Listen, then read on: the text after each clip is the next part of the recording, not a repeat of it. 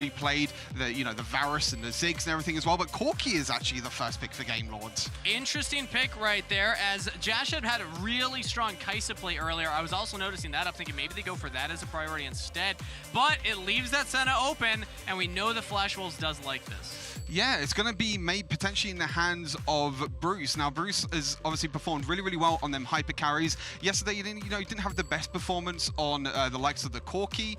Didn't really have the same impact as what he did on the hyper carries, like the Kaiser and Desire that he played in the series against Game Lord. But this is one pick that I know we both talked about a lot. Redemption, obviously coming in two icons. There was a little bit of confusion, a little bit of roster. Yeah, exactly. There was a few roster changes and everything like that, and then we were talking about, okay, as long as Redemption is on a jungler that can help in terms of the team fights, he's not going to be able to carry because he doesn't have the same experience as Cookie, and especially showed in the first series between these two as well. But his Wukong gameplay has looked much better, his Riven gameplay as well. We were looking at these high impact champions that don't necessarily need a crazy amount of resources, like the Kazakhs, for example, where he didn't look as good as Zoes. And okay, we see the Thresh come out for Heste, not going towards the Leona, but still a way to find engage. And interesting, Flash Wolves actually opt to not go for the Nasus. I assumed seeing the Senna, we were just going to get an Nasus, but I guess they're going to Senna Gragas. It could be Senna Gragas. It could also be, Gragas mid lane. They could also leave the Nasus to the second part of the pick phase. A ban from Game now Lord. Now it's something, in terms of Game Lord, they're thinking, are they going to pick the Nasus? Do we have to ban the Nasus potentially? That could also be like a wasted ban, because Flash Wolves could be like, okay, we're just going to play Senna Gragas.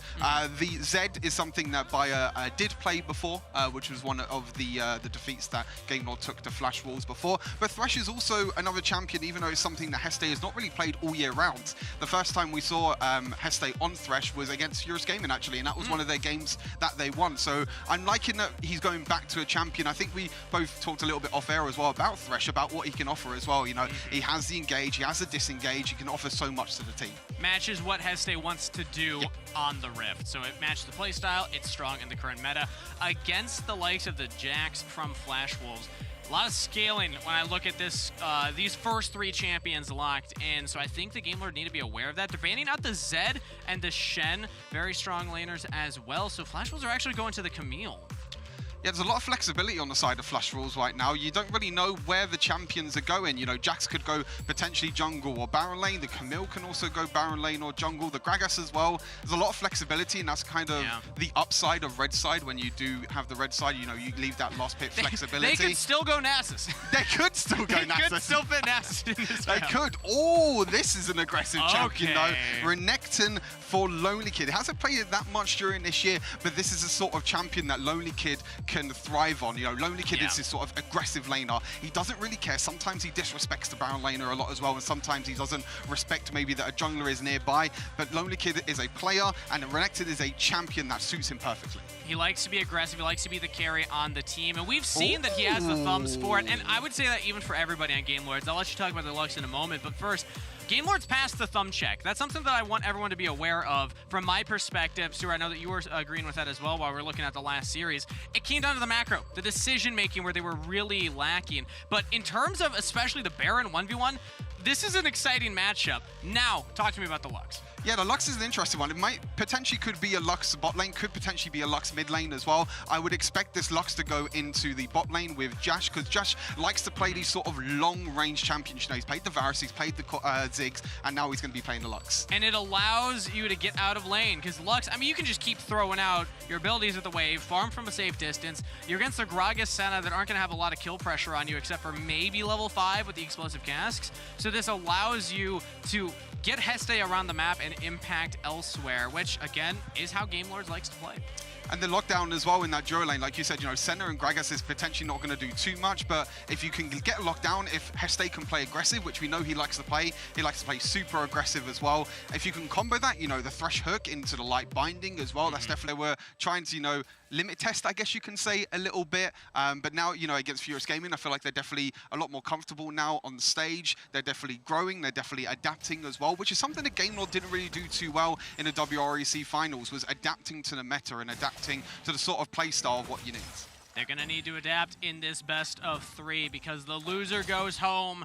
Winner continues on to the group stage of Icons, the rematch for Flash Wolves versus Game Lord. Onto the Rift already, and we see Lonely Kid opted to assist the push in the mid lane, get some of that extra XP. Should be ahead in XP over Ysera now. I'm going to call this out. I made the bold prediction before on the analyst test when these two teams last played against each other. You know, Lonely Kid getting a solo kill on Ysera. I think he's going to do it again, Kangas. I mean, when you go for this Renekton pick into the Camille and you let him take some of the XP from the Corki, he's just going to wave clear and then farm up for late anyway. But you don't want the lane to go like this for the trades when you're opting into this. Especially with the early game with Renekton as well. Renekton's known as this aggressive early game champion. But the trades early on, especially the passive shield that Camille gets, you know, that little AD shield that you get, definitely helps her with the trades early on. We've seen this from Redemption a little bit as well, especially in the series against Furious Gaming. He likes to get that mid pressure, likes to push out the mid lane so he can try and look to rotate. But there's the hook! Really good hook and binding. First blood to Game Lord Jash. Heste setting it up, and now Bruce is in trouble too. Will most likely need a flash here. Expends the exhaust. Another life lands. There's the Coley to get it. Game Lord with 2 kills in the bot lane. Beautiful play. That was the combo that I was talking about. Heste with the hook, Lux with the binding as well, and Eason just didn't respect it. He was underneath the tower. He was playing over aggressive, trying to poke with his barrel, but then Heste was like, okay, I'm going to go in, I'm going to land my hook, land the flay as well, and then after that, it's just a lot like binding afterwards, and that's a huge, huge advantage for Game Lord in that bot side of the map. What did I say before coming in? Game Lord passed the thumb check, and this is the thumb check. Eason not respecting the thresh, and boom, during the animation. How did that go past the minion? Okay, can we get a hitbox Well, check? see, Gragas has quite a large gut hitbox. They're going in. As now they go also for Baya, the play back. He flashes, exhausted down. Heste with another auto, should be able to get this. And it's Ruiz that picks it up. More kills to Game Lord, and Bruce even here with the back of a cookie. The double stun from the Counter-Strike. Ruiz is traded. Traded in the end, but Heste with these hooks right now, the final spark comes in, doesn't get the kill, unfortunately, but a little more aggressive. This is the aggressive Game Lord, you know, Heste roaming around. We spoke a little bit, you know, about I think the support matchup with roaming potential, which Eason couldn't really do before on the Yuumi. He played Yuumi twice as well against Nova, which means he couldn't really rotate. And he's not really rotating that much as well at the moment because he has to stay in the lane and farm, which allows Heste to roam around the map, try and get the other laners ahead, and that's what they've done. They've got into Ruiz. They've got Ruiz that extra gold that he needs, going for the whole breaker as well. And honestly, it's a good early start for Game Lord. I think with this composition, you know, with the Renekton, you need to try and get an early advantage. They do have a little bit of scaling, but with the roams from Heste, it's going pretty well so far. Important to note, in Game 2, they had similar starts, though. Heste, if you remember, the big set flash double face breaker play, they've won through the bot lane in the early stages. It's transitioning this lead into the mid game that Game Lord has struggled at the international stage. That's what I'm going to be looking for here. What's their next play?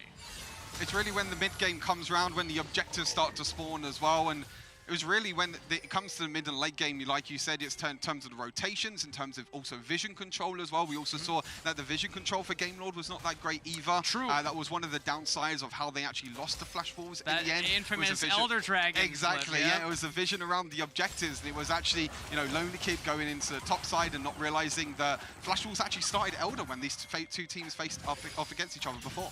So that means that we need to keep track of where the wards are placed and how Game Lords plays around it. You can see from Flash Wolves, they've already gotten the gold lead back to even. It doesn't matter that they're behind in kills. They're doing such a good job of catching the right waves, hitting the right minions, and also look at all this vision that they have on the bottom half of the map. It looks like they're setting up for the dragon first.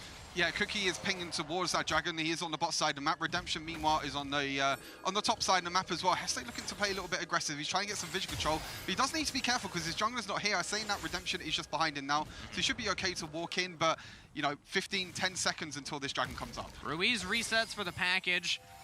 Do Game Lord contest at an objective? They have a very strong tool with that Corki package to try and take a fight. Flash Wolves, remember, they have a scaling composition. Camille, Senna, Jax, they take a little bit longer to come online. Corki's going up to the top side of the map, probably to defend against Ysera, which I'm not really too sure is the right play, but it looks like Flash Wolves just want to trade. Flash Wolves want to go for the Rift Herald, and this is something dangerous. that Flash Wolves have done before. Flash Wolves have definitely traded the Rift Herald a lot more towards the instead of the Dragon. Yeah, Flash Wolves love this Herald. They Yeah. get one of the highest Herald take percentages, and they actually get it before Game Lord get the Dragon. I was worried for Ruiz showing on that wave, thinking maybe they just forego the Herald, go for the dive instead, but no, it's just a trade of objectives.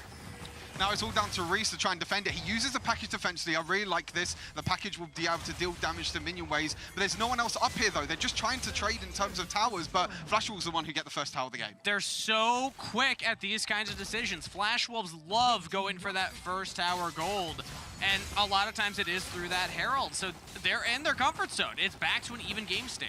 This is kind of what you expect from the Rift Herald when teams want to go for the Rift Herald early on. They're trying to get that early advantage. They're trying to get the first tower of the game. They're trying to get a lot of gold for the team, and the Dragons are more to do with scaling, because the longer the game goes, the stronger the Dragons will get as well. They still do trade the towers though, so the gold is pretty much dead even at the moment. Even as you mentioned, Game Lord have more kills, more the Dragon as well, but in terms of the game state, it's pretty much dead even at the moment. It's a lot slower paced game. I feel like the pressure of these players are definitely on their shoulders. But when you look at a slow paced game, that's where Flash Wolves are at their comfort. There's gonna be some damage onto Baya, but not even close to killing. And with this composition, I don't think Game Lords should give them too much, leeway to scale. You want to find ways to accelerate this game and actually force plays, because this Senna will keep stacking. The Jax and the Camille, once they hit 2-3 items, are going to feel really good. I feel like the later this game goes, the more the Game Lord are going to struggle, especially because what we've seen from them before as well. Their late game is not as strong as Flash Wolves, and in terms of objectives, team fights as well. And also, Flash Wolves have a better scaling comp. The Jax will be able to get a few items, pretty much just jump in, won't be able to do too much. The same with Bruce as well, as you mentioned on that Senna. Not the hyper carry that we've known for him to play, but Senna is still a champion that you can still outplay. You can still do a lot of damage at the same time, and then also Camille on the top side, also scaling.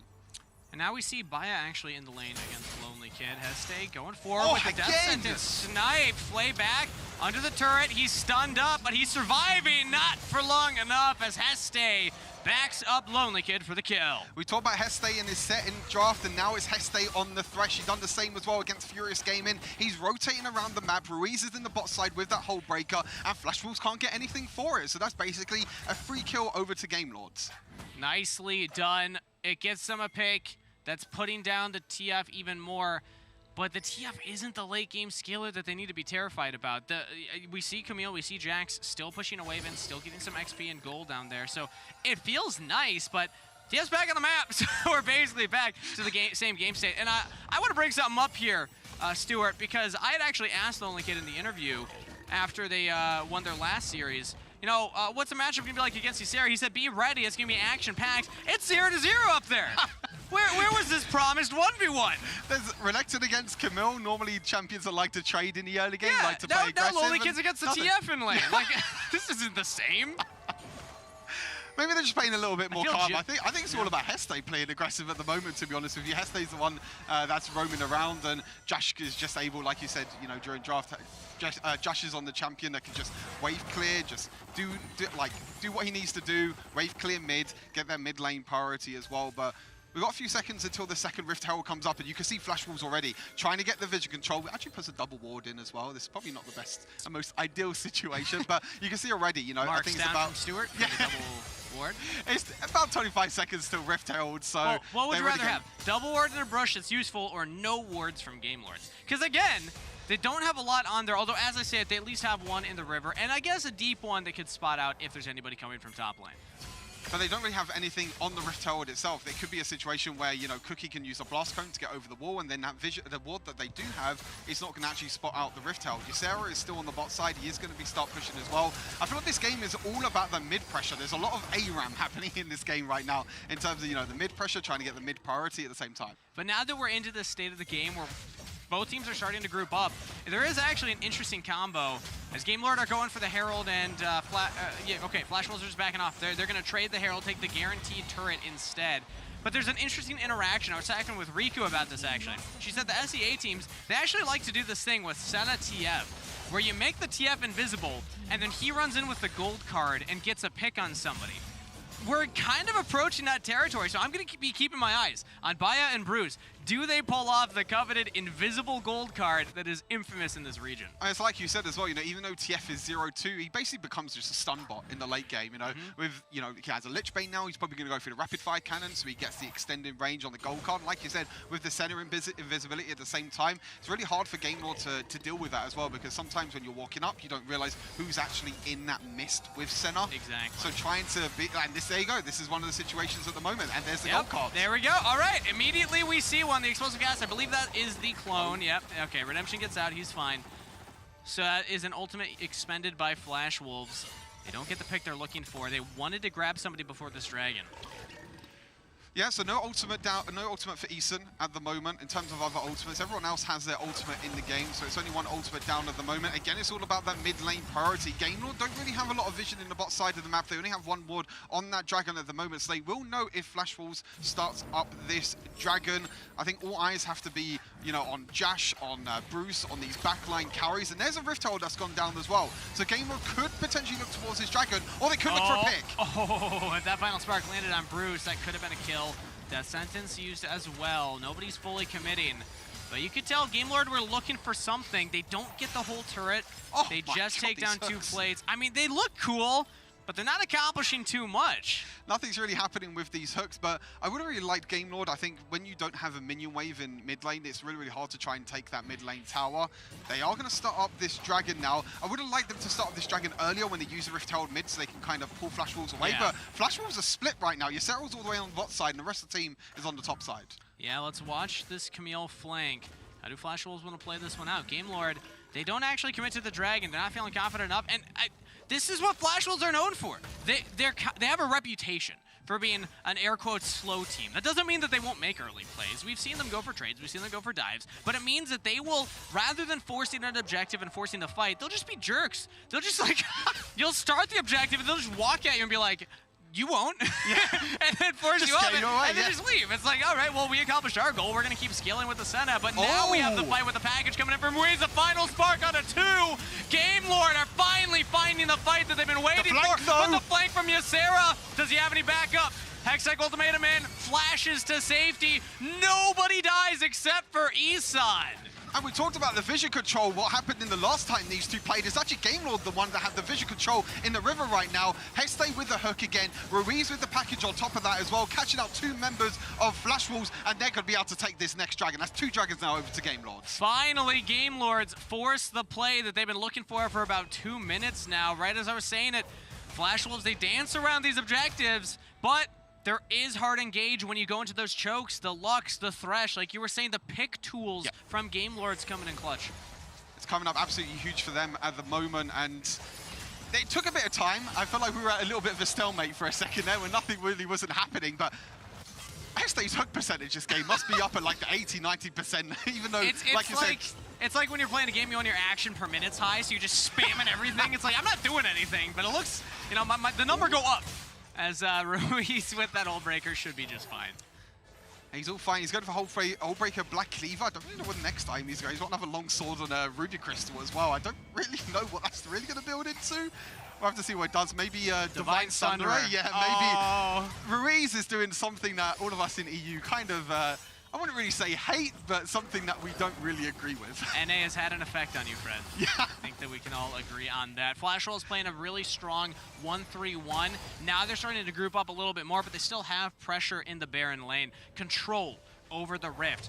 Getting as many stacks on this Senna as possible. Still with a gold lead. Game Lord, I mean, yeah, they have the double dragons, but they just haven't really done enough in this early game to push themselves into this position where they can comfortably say, we can close out this game. You can see that Flash Wolves are focusing a lot on the sideways. Sarah's in the bot lane, as you mentioned, Cookie's in the top lane as well. They're making sure that they're pushing these sideways, deny Game Lord as much golden experience as possible as well, which is what is giving them that advantage at the moment, that gold advantage. It was the early first tower that they got as well. It's the extra gold that they're getting from minions as well. You can see the gold difference as well.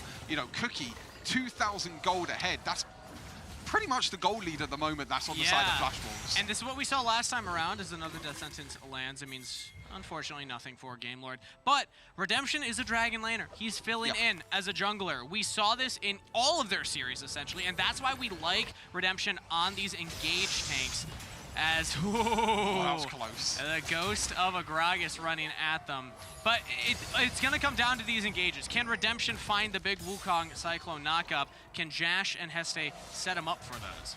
Yeah, you can see that Jash at the moment has the most golds at the moment. Pretty much in the entire game, actually. Josh has the most gold. Has 3 items already on this Lux as well. So if Lux can get 1 binding like this, that could be death. Ooh, Isan got the second ability off first, though. The package used forward from Ruiz. Ambitious. It will get them the turret. Yeah, I will take that mid lane tower. Actually, pretty good package. I was thinking at first, I was like, Ruiz, do you really want to do that? It's something that was a little bit risky, but I think they just wanted to try and get that mid lane tower. And that's a big tower for them as well. It allows Josh to push in that mid lane. It means that Bruce and Isan maybe can't push up as much as what they want to. They have to be careful of the flanks as well, especially champions like Wukong and Renekton are really, really good at flanking. I'm going to keep track of some of these item breakpoints here, Stuart, because of how important it is to the story of this game. The scaling composition versus the early game composition. The scaling comp just hit 3 items on Camille and Jax. That's pretty scary if you're on the side of Game Lords. Jax, Cookie is pretty much one whole item ahead of Redemption. But the thing is about Redemption is he's not on the Kha'Zix this time. He's not on the champion that needs resources. He's not on the champion that he's looking to carry. He's on the Wukong. Wukong's a lot more of a team fight champion, one that can look to engage, be the frontline tank for his team, and he's looked a lot more comfortable on them as well. So, you know, I feel a little bit more confident with Game Lord's draft. But like you said, you know, the scaling comp of Flash Walls, something that we know Flash Walls are really, really good at. He's just throwing these out. Sorry, I just got you off there. Literally, it's on cooldown right now. It's finally a pick found by Flash Wolves. They're on to Game Lords right now. Redemption just barely gets out. But can Redemption follow as well? Okay, he's down. That's a pick for Flash Wolves. Death Sentence in, though. That's on the buyout. The TF is out of the fight. Watch for the fight from Sarah. Camille's looking for it, but these hooks just keep landing from Heste. Oh, Flash Wolves, they thought they had that in the bag. It was originally Ruiz that got caught out in the river all by himself, and all the Flash Wolves just dove on top of him. Then Redemption tried to save him. Actually saved Ruiz in the end, but died himself. But the hook and then the stun from Renekton afterwards, especially under tower, the final spark's not going to land. It was a really, really good pick, and Heste on this Thresh is coming up huge for Game Lord this game. It's actually hilarious. Just his only plan. I am going to throw hook after hook until they are exhausted. Yeah, like I said, it was originally Ruiz that actually got caught by Bayer, actually, with the gold card across the wall. You see the Redemption was actually the one that got caught out at the end that did die. But watch Heste after this. Heste, as soon as the TFTF walks up, the hook, and then Lonely Kid dashes forward, then the light binding on top of that as well was huge. And he just lands hook after hook after hook. This man does not miss. Even as the Proto Belt completed, so he's going to be looking for those Proto Belt hooks going forward. And now we got the big one, Stuart. Elder Dragon is on the Rift. Elder Dragon's on the Rift, like you said before. You know, we've got 3 items completed on these on these late game carries. You know, Ysera has the Guardian Angel as well, which hasn't been procced yet. It's all down to this Elder. They're just going for it. They are just going for it. Game Lord with the Corki package feel, hey, we're on Vision. If we force Flash Wolves in, Josh is split. We can try and take the fight. Jash on the side needs to be careful. Camille going for the engage. Sarah onto Heste. All alone right now, but the rest of Game Lords out backing up their support. Everyone from Flash Wolves are behind the Dragon Pit, and they are taking this fight, and they are loving it. Flash Wolves going forward on the Game Lord side of the Rift, chasing them down to make it 4 kills for 0.